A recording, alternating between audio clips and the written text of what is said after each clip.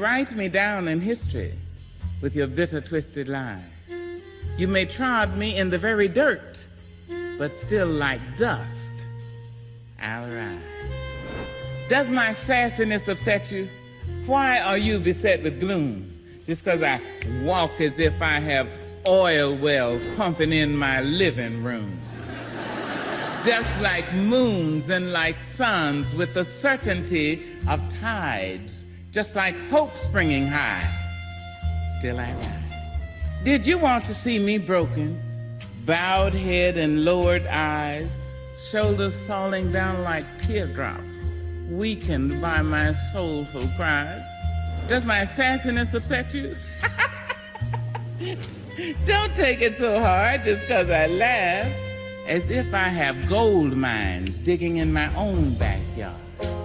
You can shoot me with your words, you can cut me with your lies, you can kill me with your hatefulness, but just like life, all right. Does my sexiness offend you? Oh.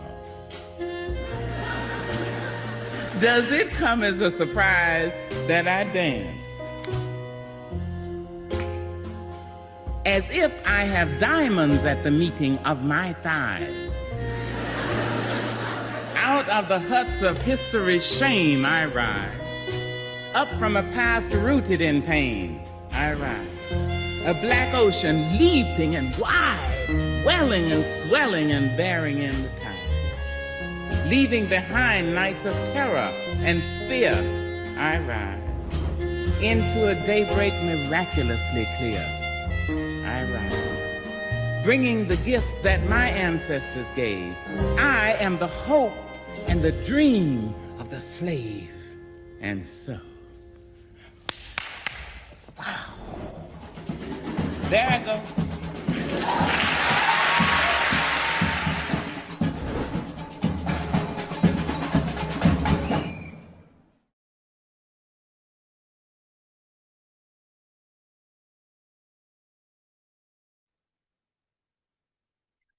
I am so excited to be here today for CHESI's second annual ERG Summit.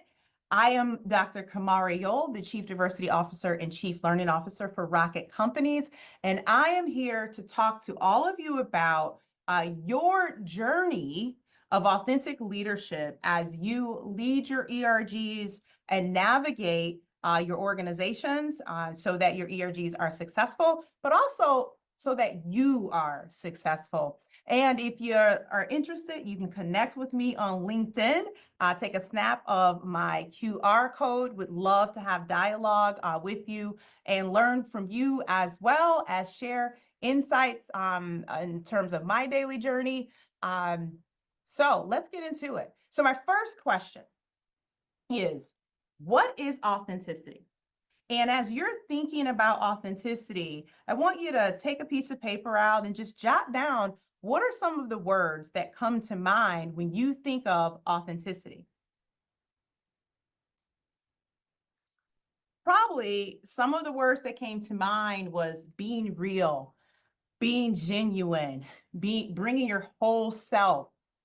And ultimately, authenticity is being true to your core values, your beliefs, your emotions, right? Authenticity is the quality of being genuine or real. And what I specifically want to talk to you all about today is this concept around person-centered authenticity. And essentially, what the concept of person-centered authenticity implies is that there must be consistency between the three levels of a person's primary experience, their symbolized awareness, and then their outward behavior and communication. And so if we were to break this down just a little further, essentially, when we talk about self-alienation, this is essentially the experience of not knowing yourself, right?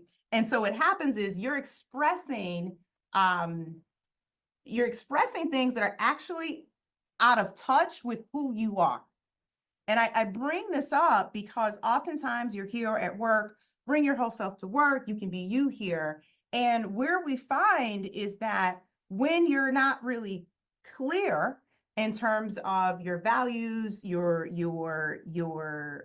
core beliefs, or if you're out of touch with that, this creates self-alienation. And essentially, it's the degree um, to how far you're going to go to actually being uncomfortable.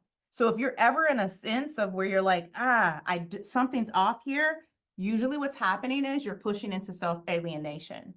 And so the other part of it is authentic living. And so this is the degree to which individuals are true to themselves in most situations, and they live in accordance with their own values and beliefs. And this is, I think, really important when we are in the spaces of leadership, leading authentically, whether that's in an ERG or if that is leading in your home or leading a team, right? It's how are you showing up to ensure that you're showing up in a way that's aligned with your core values and belief.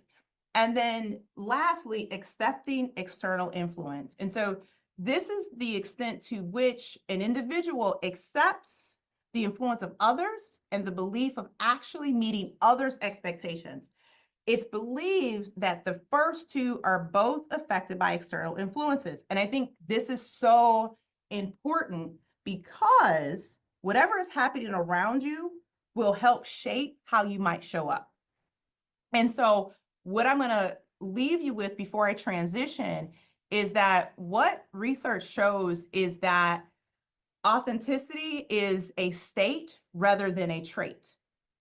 And sometimes we can get stuck in a space of like, this is who I am, versus understanding that we are ever evolving, we're ever shifting, we're ever changing. And so when I say that authenticity is a state,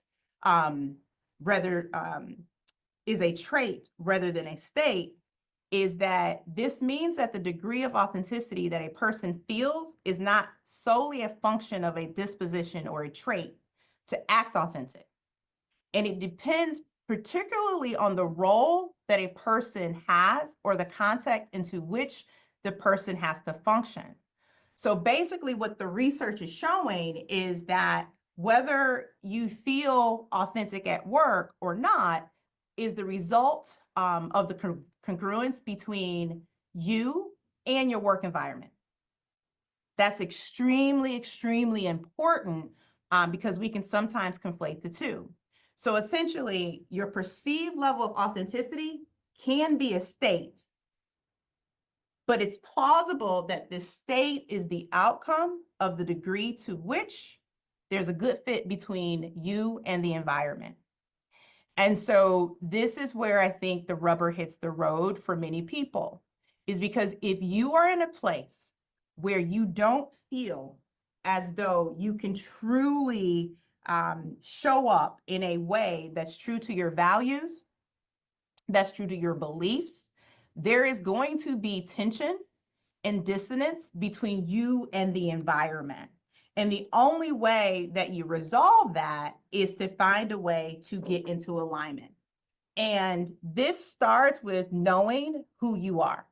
So I'm going to take a moment to talk about the importance of your story. And to do that, I'm going to share a little bit about my story because my story and who I am has shaped me. It's shaped my values, my beliefs, and it shapes how I show up every single day authentically. And so this is me. This is me back in '79.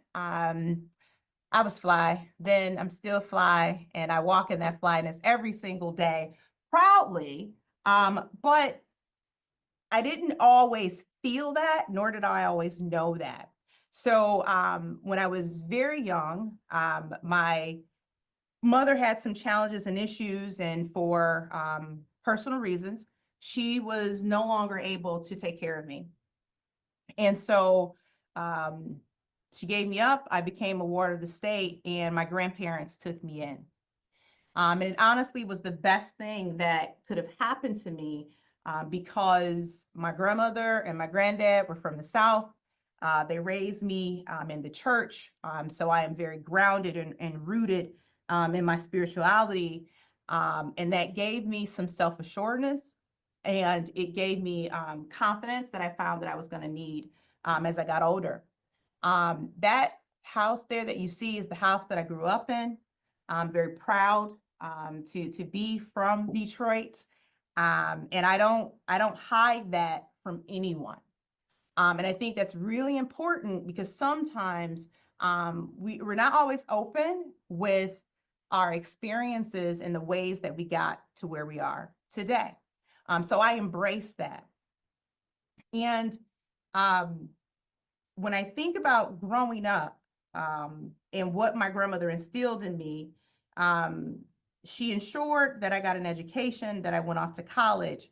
And she would always say to me, hey, don't have any babies, just focus on school. And I can't say that I listened. I didn't. And so I was a young mother. And this is several pictures of my son. And for a long time, I wasn't always confident. I was a single young mom working my way through college. And that caused me to show up in some ways that didn't suit me well as I was navigating the corporate workspaces.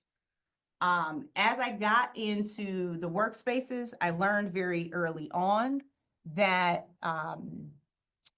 my talent would only get me so far. I was extremely arrogant. I was probably overconfident. And I had a leader that shared with me one time that talent alone won't get you to the moon. And so I took that to heart, and I understood that I had to be willing to develop my skills, to lean in and accept the feedback. When I was younger, I took a lot of things to heart, and I was very prideful. So when people would try to give me feedback, I felt like you're trying to keep me from being me. You just don't want me to show up this way because you are trying to conform me. And what I had to realize was that the feedback that was being provided to me was actually feedback in service to me. And as I started to push into that, what he meant, I started to focus on developing my skill and taking in that feedback. The other thing that I'll just call out as you're trying to navigate the worlds that you're in is this idea of being fearless. And I don't like to lead into being fearless because I believe that fear serves a purpose for all of us. I like to say be courageous. I like to lean into the discomfort. So if there's something that I need to say, that I want to say, that I believe that's going to help us be better, I'm going to say it even if my voice shakes. Because what's the worst that can happen? You're going to tell me no, you're going to tell me you disagree. But I'm also going to be, I'm going to deliver it in a way that allows you to hear me, right? And I remove any preconceived notions and I just push on through. The next thing that has helped me in terms of being my authentic self, right, and being dynamic in my authenticity is to be like Curious George, to be curious, like asking questions, leaning in, right? If you are, pushing into your ERG and you're working with a senior leader or the team, are you being curious? Are you asking questions? Are you making assumptions about what the other person is thinking? And I believe that there's times in our spaces, especially those of us who come from traditionally underrepresented communities, where it gets real easy to just assume that people don't want to know, that they don't want to do better. And so I'm always pulling out my binoculars and I'm always digging deeper and I'm always trying to understand what might they have meant by that. right? What could I have done differently? So even being curious about yourself is extremely important as well. The other thing that I have embraced is being different. What is your superpower? What helps you to stand out amongst everyone else? Oftentimes, those of us who, maybe didn't have, the greatest backstory or experiences, we can find ourselves assimilating, not even acclimating, right? To the point to where you are not being true to your values. You are not being true to your core beliefs. But I challenge you on that to identify what is your differentiator. What's your superpower? What makes you you? I remember when I was interviewing for the job at Quicken. At the time, my locks were big and they were blonde, and I was living in Texas, and I remember thinking they are not going to hire this young Black girl with all these locks. And to my surprise, it was one of the things, not just my hair, but like my style, my ability to communicate, all of those things that made me me is the reason that I was hired for this job and the reason that I've been able to be successful without ever compromising my values or my beliefs. And so if you're ever wondering, is it possible? It's totally possible, but you have to embrace who you are. And in order to embrace who you are, you have to know who you are. Because if you don't know who you are, then nobody else is going to be able to tell you. But what I can tell you is that they're going to know that you're not being true to your values. The next thing that I have found to help me on my journey of authentic leadership is mentorship. Whether that is me sewing into someone else or finding people around me that will sew into me, people that are different than I am. One of my greatest mentors is actually Bill Emerson, and we couldn't be more different. But when I tell you we are able to have rich dialogue and conversation, and I learn from him through every single interaction, but it's because I've allowed myself to push into being open and learning from someone that is different than I am. And then taking those insights and perspectives and then leveraging them. And we don't agree about everything. There are some things that I do disagree with him on. Having a mentor doesn't mean that you have to take every bit of feedback that they give you and leverage, but it does help you to understand better the world around you. The other thing that I have leveraged in my life is that I am a hustler. I'm going to move. I don't care if I'm working at Rocket. I don't care if I'm working at McDonald's because I've worked there before. I am going to hustle, and nobody's going to stop that hustle in me because I'm a firm believer that if I'm going to make a difference, I got to move in that direction. And so I know it's a challenge to lead an ERG. But there's a reason that each of you have pushed into this work, whether you're getting paid, whether you're a volunteer, there is a belief that you have. And so I challenge you to continue to push into that and always go back to, why are you doing it?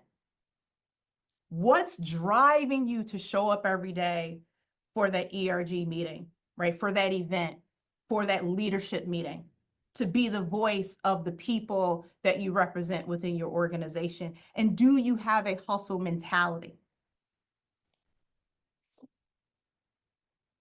I have a tremendous amount of humility, but I also believe that you got to be smart. You got to leverage your resources. You got to lean into the people around you. You don't have to outwork yourself. And so many times I see folks who are leading ERGs and they're overworking themselves.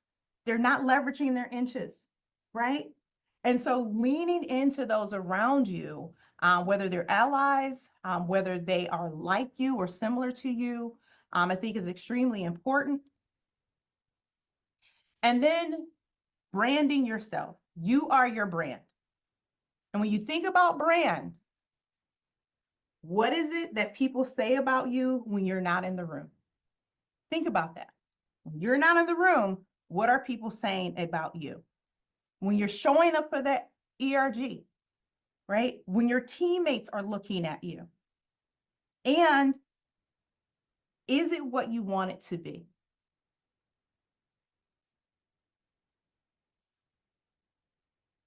So here's where I'm going to leave you with. My call to action for each of you is to commit to being your true self, to commit to showing up every day in alignment with your values, with your core beliefs. This is deeper than, just saying what you want to say. Every day I show up in alignment with my values and my beliefs. And that doesn't change for anyone. What I always say to folks is at the end of the day, I'm going to honor you with my truth. Whether you accept it or not, that's not my burden to bear. My burden to bear is when I'm not honoring you with that truth. Because if I honor you with that truth, then we can have dialogue and figure out the next steps. Number 2, you want to engage in reflective practices.